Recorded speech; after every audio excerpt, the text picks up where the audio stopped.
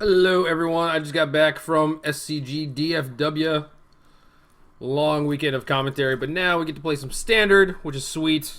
Been watching Magic all weekend, so naturally I just want to play. So, deck we're playing today is the Esper Tokens deck that kind of broke out at GP Indianapolis.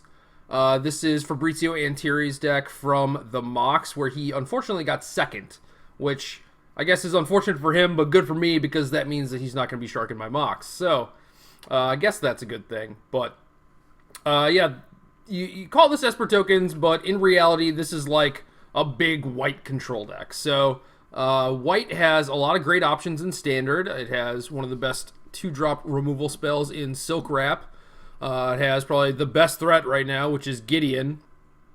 And kind of the best mid-range breaker in Wingmate Rock. So you saw over the last week or so where a lot of these decks had like 2 rocks, then 3 rocks, now it's just 4. And it's like it's a foregone conclusion at this point. You just play 4 Wingmate Rocks and it's one of the best cards. So the other cool thing about this deck is that you have Secure the Wastes, which makes a bunch of tokens, and then if you have a Gideon or Sorin, you kind of just double your rate, which is pretty sick.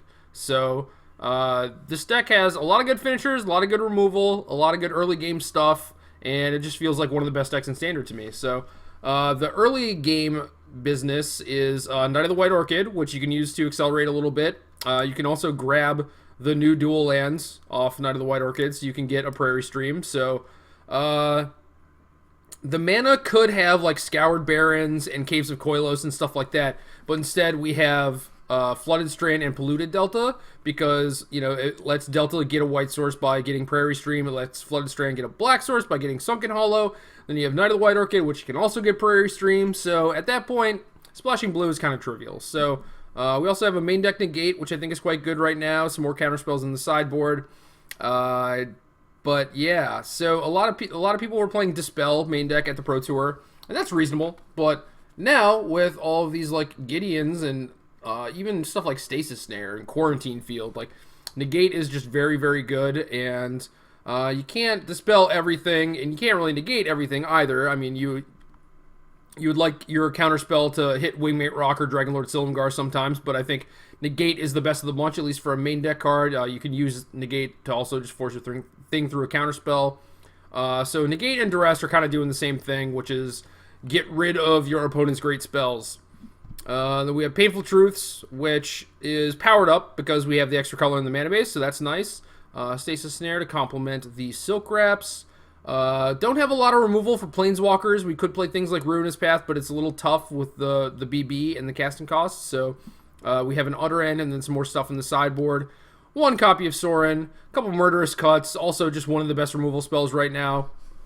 And this deck is okay at putting stuff in its graveyard. It's not great. Things like Silk Wrap and Stasis Snare, they hang out and play. They don't go anywhere. But there are 8 fetch lands, there are Duresses, and things like Painful Truths and your Creature's Trade and so on and so forth. So I think this deck can afford to play 2 Delve spells. Maybe the first one, you might have to cast for 3 mana or whatever, but if you get to like turn 5, 6, 7, like Murderous Cut is just going to be 1 mana. It's going to be phenomenal. That's about it for the main deck. As for the sideboard, we have a bunch of Ration Clerics. I don't really like losing to Dragon Fodder or Hordling Outburst, so Ration Cleric is basically your best defense against that.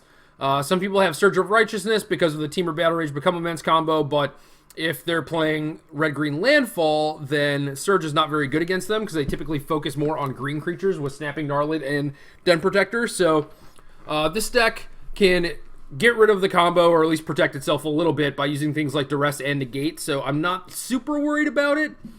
So I would prefer to have a Ration Cleric to not get run over by the Goblin tokens. Then we have a Quarantine Field, which is like another Utter End, and this is a pretty nice card for mirror-ish type matches, any sort of mid-range deck where you're actually going to get to 6 mana and it's going to take out 2 things. So in any slower matchup, you're going to want the Quarantine Field and the Dragonlord Silumgar, and both kind of do the same thing. It's possible that like Silumgar might just be a better Quarantine Field. We have another Sorin, which is kind of the package against the Atarka Red decks with the 4 Clerics and the second Sorin. We have some counterspells. I'm pretty sure Negate is better than Stroke, but I'm still trying 2 and 2, so we'll see how that goes. 3rd copy of Duress. I would like a 4th copy, but I think we have to play some Transgress the Mind. So, this stupid Eldrazi deck. Can you believe it?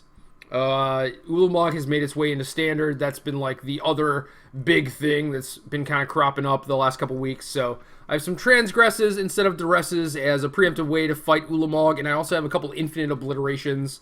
And the Obliteration is not great. It is not a card that I would like to play in my sideboard because it's basically only there for one matchup. But that matchup is very difficult, so you need to take out the Ulamogs. So that's why we have the Obliteration. But yeah, that's the deck. So we're going to join a league, probably play 4 matches, and see how it goes.